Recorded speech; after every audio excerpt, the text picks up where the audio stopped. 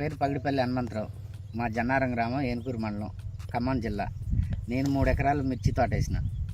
అందుట్లో ఎంటెక్ అనేది 2 ఎకరాలకు పోసిన. ఎకరానికి ఏదో పెద్ద కంపెనీ గులకలు 1600 రూపాయలు పెట్టి తీసుకొచ్చిన. ఇక్కడ నుంచి ఇటు ఎంటెక్ పోసింది. గ్రోతింగ్ కానివ్వండి, ఏర్ వ్యవస్థ కానీ, కొమ్మ విధానం కానీ, బుట్ట కట్టడం కానివ్వండి బాగా వచ్చింది.